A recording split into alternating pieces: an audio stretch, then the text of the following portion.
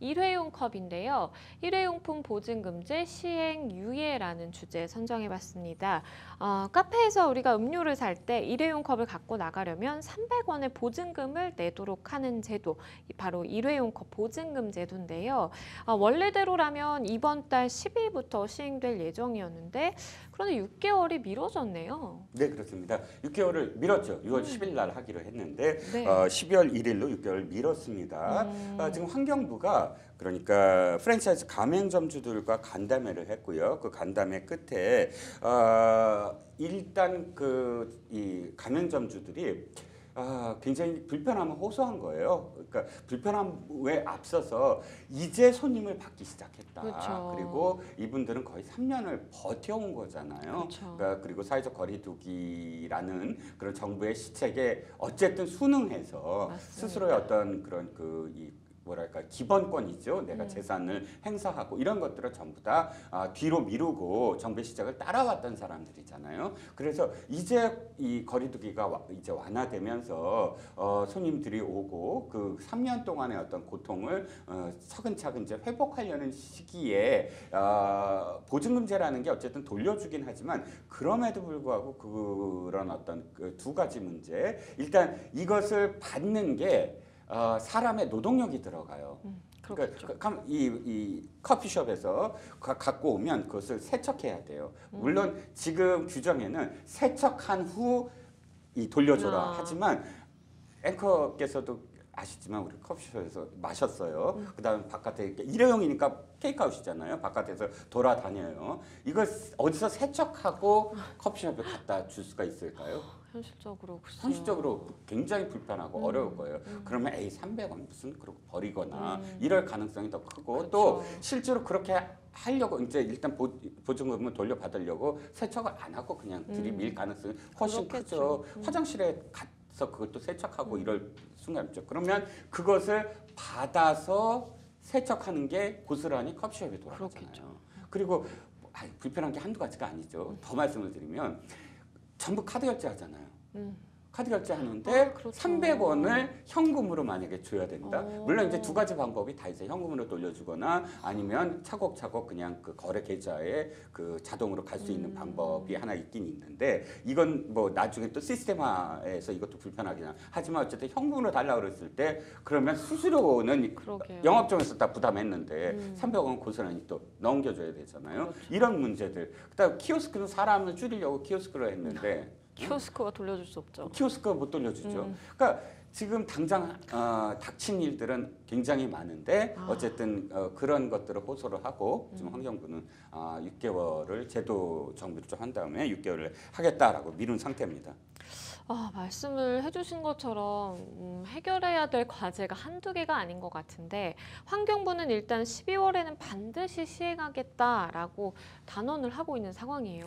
아니 그 비판을 받으니까 그렇죠. 비판을 아니 그 지금 환경부에서 2년 동안 뭐 했느냐는 거예요. 그렇죠. 이게 원래는 2년 전에 시행이 되게 하려고 다 법 제도화 했는데 맞습니다. 그때 이제 여러 가지 어떤 문제가 있다 해갖고 2020년에 다시 미룬 거거든요. 저 법을 개정을 해서 미룬 거예요. 그러면 그 2년 동안 환경부는 뭘 했느냐는 거예요. 갑작스럽게 물론 코로나19 핑계를 댈 수도 있지만 제가 지금 드린 그런 말씀들 있잖아요. 이런 것들은 다 제도적으로 다 정비를 한 다음에 시작을 해야죠. 그렇죠. 근데 2년 동안 아무것도 거의 안 한 것처럼 비춰지면서 코로나19에 호소를 하니까 그냥 넘기기만 했다. 이런 비판들이 쏟아지니까 환경부의 의지가 없는 게 아니냐. 그리고 뭐 했느냐. 뭐 이런 것에 대한 답을 이렇게 한 거예요. 12월 2일에는 분명히 하겠다. 뭐 중복 규제를 포함한 규제 혁신에서 속도를 낼 방침이다. 그러면서 가맹점 본사와 협의해 나가겠다. 뭐 몇 가지 이렇게 쭉 그 이야기를 하면서 사실은 변명받은 해명을 지금 하고 있는 상황입니다. 현장 일선에서는요, 일회용컵 보증금 제도에 대해서 현실을 체감 못한 탁상 행정이다라는 비판의 목소리가 나오고 있습니다. 이럴 수밖에 없을 것 같아요.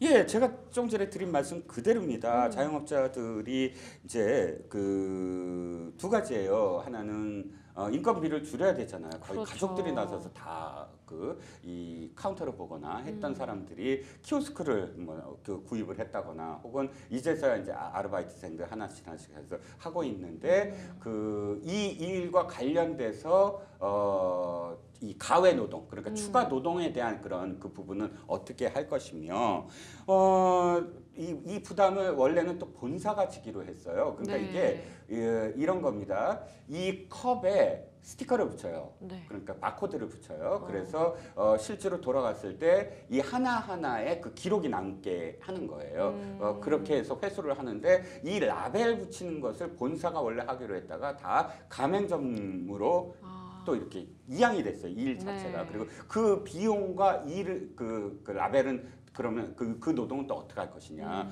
근데 이게 다 설득이 가능한 부분으로 해갖고 시행을 해야 되는데 그쵸. 시행 이후 벌써 20일 가까이, 그러니까 10여일 가까이 혼선을 빚다가 뒤늦게 6개월을 지금 이 연기한 거거든요. 네. 그런데 또 한 가지 좀 비판할 대목이 이미 이 지금 보증금제는 2003년도에 한번 시행을 했었어요. 2003년도부터 쭉 시행을 해서 회수율이 높긴 했어요. 뭐 첫해 2002년도에 시행 시작해갖고 2003년도에는 24% 전체적으로 회수율이 그만큼 높아졌고 점점 네. 높아지긴 했는데 이때 이 법적 제도적 정비가 안 돼 있었던 거예요. 그러다 보니까 굉장히 비판의 목소리가 높아지고 막 거부하는 사태가 나타나고 뭐 이러면서 이 중단됐었어요.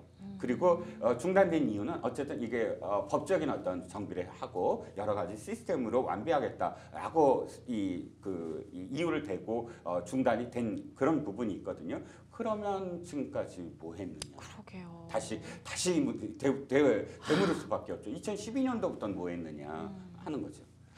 일회용 컵 보증금제 시행을 유예를 하려면 앞서서도 평론가님께서 짚어주셨지만 이게 다들 관련 법률이 이제 마련이 되어 있는 상황이라서 관련법 개정을 먼저 했었어야 되는 거 아니냐라는 지적도 나오네요. 네, 이건 조금 다른 문제죠. 그러니까 뭐 변호사님도 잘 아시겠지만 이 법으로 이게 그 날짜를 지금 연기한 거예요. 그러니까 2020년에 연기를 했습니다. 그래서 이 2022년 6월 10일부터 시행을 한다라고 법으로 명시가 된 거예요. 그렇죠. 근데 이제 입법조사처, 국회 입법조사처에서 이것을 그렇다면 연기를 하려면 이미 법으로 연기하는 그 날짜를 명시를 했으니까 개정을 통해서 이것을 연기를 해야 되는데 거의 무슨 그냥 환경부에서 시행령도 없이 그런 어떤 절차 없이 그대로 이렇게 그 호소를 듣고 보니까 그게 타당해서 연기합니다. 땅땅땅 이래버린 거예요. 그러니까 이게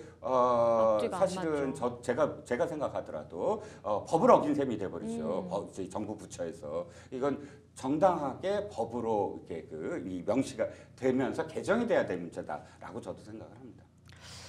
뭔가 총체적인 난국인 것 같다라는 생각도 드는데 그런데 이것도 참 문제가 좀 많아 보이더라고요. 일회용 컵 반환 장소가 이런 카페라든지 커피 전문점 이외의 장소인 편의점 등으로 확대가 됐어요. 그러면 이거 어떻게 관리가 될까 싶기도 하고요. 네, 그러니까 지금 이것도 정부가 편의점주들하고 무슨 상의를 한다거나 그들의 목소리를 듣지 않고 그러니까 계획부터 지금 발표를 한 거예요. 네. 당연히 편의점에서 반발을 할 수밖에 없죠. 아까 말씀드린 거랑 똑같은 문제가 발생한 거예요. 편의점주들이 지금 이렇게 얘기해요. 우린 쓰레기 수거장이 아니다라고 표현한 거예요. 이분들이 뭐 그렇다고 해서 환경 보호와 관련된 어떤 마인드가 없으신 게 아니잖아요. 중요한 건 이거죠. 똑같은 거예요. 이게 이 회수율을 높이기 위해서 가맹점을 조금 다른 얘기지만 가맹점을 예를 들어서 10,000개 이상 있는 그런 이 커피 브랜드만 했어요. 이를테면 뭐 이 자영업 그야말로 자기가 브랜드를 만들어서 혼자 하는 그런 커피숍은 해당이 안 돼요. 네. 왜 그렇게 그 가맹점이 많은 곳을 택했냐면 여기서 커피를 마신 이 컵도 여기 다른 곳에서 회수할 수 있게 만드는 거죠. 그런 그 회수율을 높이기 위해서요. 그렇게 생각하다 보니까 편의점이 참 좋겠다.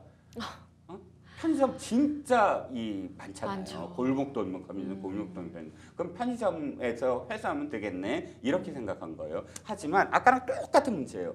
갖고 왔는데 그거 지금 편의점에 보통 보시면 카운터에 한 분 계세요. 맞습니다. 그럼 그분이 정리 다 하고 시간 될 때 그다음에 카운터에 카운터도 봐야 되고. 돈 받고 뭐 카드 받고 해야 되잖아요. 그런데 이 컵 회수해 주세요. 그럼 그걸 들고 세척하고 라벨링해서 보관을 하고 이 일을 하려면 추가 노동이 필요하잖아요. 그렇겠죠. 추가 노동 당연히 들어가고 이런 상황들을 뻔히 알면서도 편의점은 이거 뭐냐면 이게 편하겠다.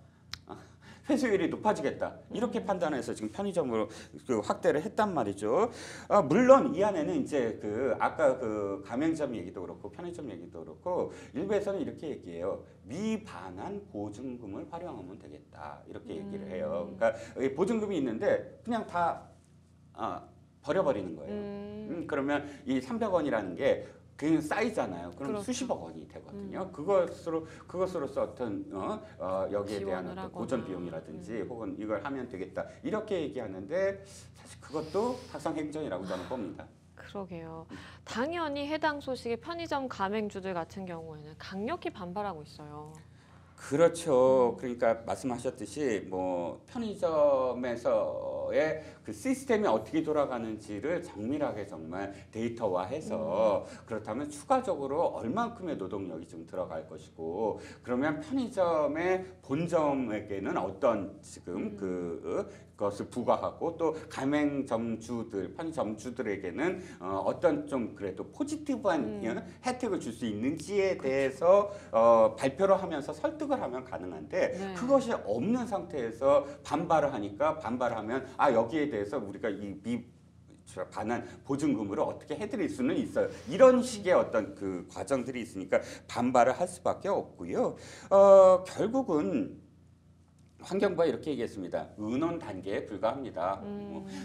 추가 확정한 건 아닙니다. 하나마나한 지금 또 그 해명이라고 할 수가 있죠.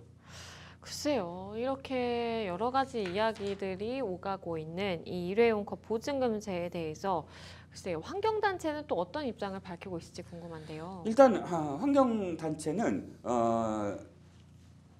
가맹점주들보다 프랜차이즈 본사에게 더 많은 그런 이 아이디어 또는 더 많은 참여를 하게 만들어야 된다. 그 부담이 가맹점주들한테 돌아가면 당연히 가맹점주들이 힘들어하는 어떤 상황 아니냐. 네. 처음에 본점에서 이 라벨링이라든지 이런 것들을 부담하기로 돼 있다가 갑자기 가맹점주에게 넘긴 것도 잘못됐다라고 지금 꼬집고 있고요. 또 한 가지는 지금 제안을 하고 있는 것이에요. 무인 회수기가 설치돼야 된다. 같은 보증금제지만 아주 원활하게 돌아가는 게 하나 있어요.